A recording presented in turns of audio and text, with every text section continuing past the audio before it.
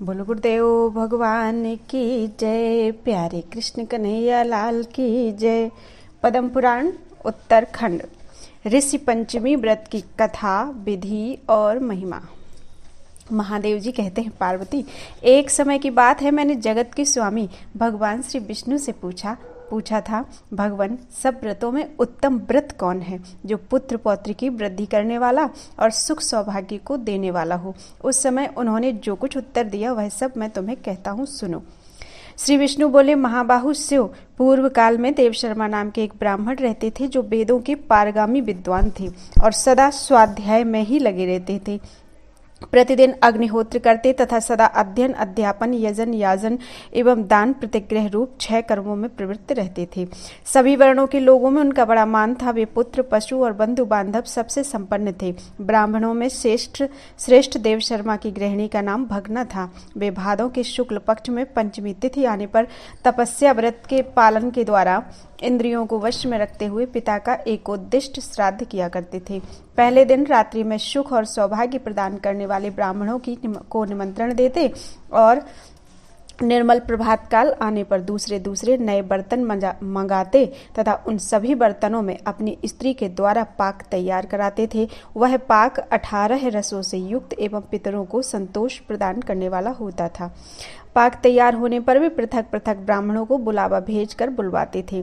एक बार उक्त समय पर निमंत्रण पाकर समस्त वेद पाठी ब्राह्मण दोपहरी में देव शर्मा के घर उपस्थित हुए। विप्रवर देव शर्मा ने अर्घ पाद्य आदि निवेदन करके विधि पूर्वक उनका स्वागत सत्कार किया। फिर घर के भीतर जाने पर सबको बैठने के लिए आसन दिया और विशेषतः मिष्ठान्न के साथ उत्तम अन्न उन्हें भोजन करने के लिए परोसा।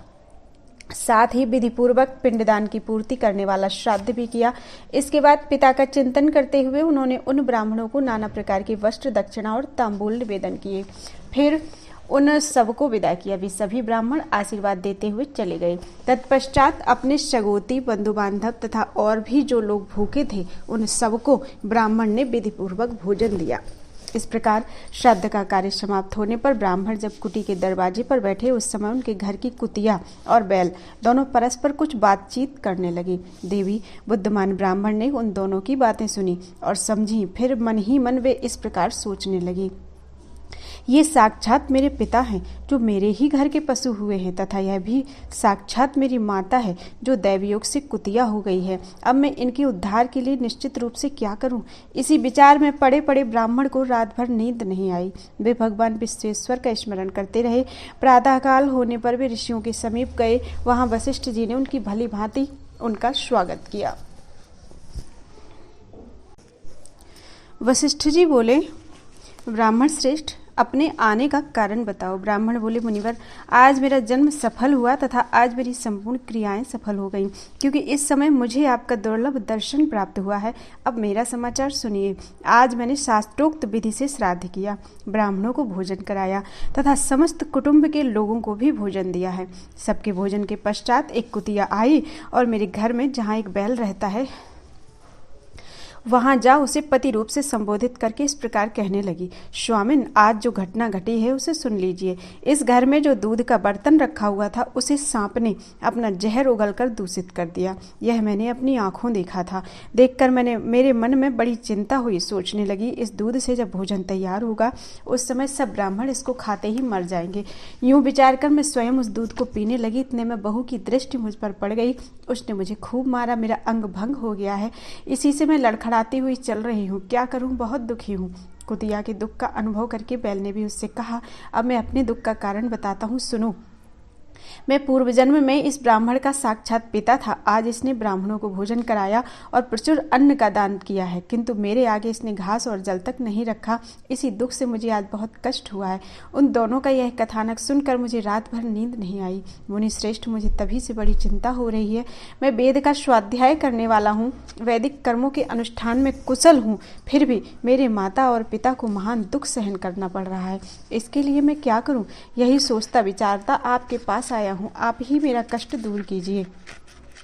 ऋषि बोले, ब्राह्मण, उन दोनों ने पूर्व जन्म में जो कर्म किया है उसे सुनो। ये तुम्हारे पिता परम सुंदर कुंडन नगर में श्रेष्ठ ब्राह्मण रहे हैं। एक समय भादों के महीने में पंचमी तिथि आई थी। तुम्हारे पिता अपने पिता के श्राद्ध आदि में लगे थे, इसलिए उन्हें पंचमी के व्रत का ध्यान नहीं रहा। उनके पिता की छयाह तिथि थी। उस दिन तुम्हारी माता रजस्वला हो गई थी, तो भी उसने ब्राह्मणों के लिए सारा भोजन स्वयं ही तैयार किया। रजस्वला स्त्री पहले दिन चांडाली, दूसरे दिन ब्रह्मघातिनी और तीसरे दिन धोबिन के समान अपवित्र बताई गई है। चौथे दिन स्नान के बाद उसकी शुद्धि होती है। तुम्हारी माता ने इसका विचार नहीं किया, अतः उसी पाप से उसको अपने ही घर की कुतिया होना पड़ा है तथा तुम्हारे पिता भी इसी कर्म से बैल हुए हैं। ब्राह्मण ने कहा, उत्तम व्रत का पालन करने वाले मुने, मुझे कोई ऐसा व्रत, दान, यज्ञ और तीर्थ बतलाइए जिसके सेवन से मेरे माता पिता की मुक्ति हो जाए। ऋषि बोले, भादों की शुक्ल पक्ष में जो पंचमी आती है उसका नाम ऋषि पंचमी है। उस दिन नदी, कुएं, पोखर अथवा ब्राह्मण के घर जाकर स्नान करें, फिर अपने घर आकर गोबर से लीप कर मंडल बनाए, उसमें कलश की स्थापना करें। कलश के ऊपर एक पात्र रखकर उसे तिन्नी के चावल से भर दे।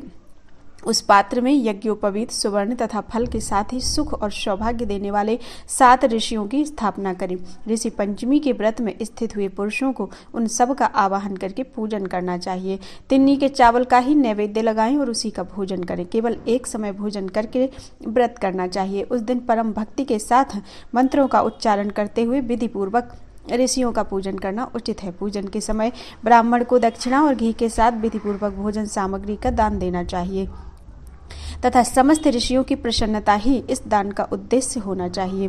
फिर विधि पूर्वक महात्म्य कथा सुनकर ऋषियों की प्रदक्षिणा करें और सबको पृथक पृथक धूप, दीप, नैवेद्य निवेदन करके अर्घ्य प्रदान करें।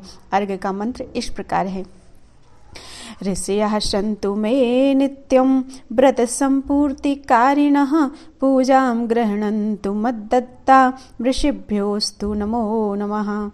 पुलस्त्यः पुलहश्चैव क्रतुः प्राचेतसस्तथा वसिष्ठमारिचात्रेय अर्घ्यं गृह्णन्तु वो नमः। ऋषिगण सदा मेरे व्रत को पूर्ण करने वाले हों, वे मेरी दी हुई पूजा स्वीकार करें। सब ऋषियों को मेरा नमस्कार है। पुलस्त्य, पुलह, क्रतु, प्राचेतस, वसिष्ठ, मारीच और आत्रेय, ये मेरा अर्घ्य ग्रहण करें। आप सब ऋषियों को मेरा प्रणाम है। इस प्रकार मनोरम धूप, दीप आदि के द्वारा ऋषियों की पूजा करनी चाहिए। इस व्रत के प्रभाव से पितरों की मुक्ति होती है। वत्स, पूर्व कर्म के परिणाम से अथवा रज के संसर्ग दोष से जो कष्ट होता है, उससे इस व्रत का अनुष्ठान करने पर निसंदेह छुटकारा मिल जाता है। महादेव जी कहते हैं, यह सुनकर देव शर्मा ने माता पिता की मुक्ति के लिए ऋषि पंचमी व्रत का अनुष्ठान किया। उस व्रत के प्रभाव से भी दोनों पति पत्नी पुत्र को आशीर्वाद देते हुए मुक्ति मार्ग से चले गए। ऋषि पंचमी का यह पवित्र व्रत ब्राह्मण के लिए बताया गया, किंतु जो नरश्रेष्ठ इसका अनुष्ठान करते हैं वे सभी पुण्य के भागी होते हैं। जो श्रेष्ठ पुरुष इस परम उत्तम ऋषि व्रत का पालन करते हैं वे इस लोक में प्रचुर भोगों का उपभोग करके अंत में भगवान श्री विष्णु के सनातन लोक को प्राप्त होते हैं। बोलो वृंदावन बिहारी लाल की जय। न्याय सहित अपामार्जन नामक स्तोत्र और उसकी महिमा। पार्वती जी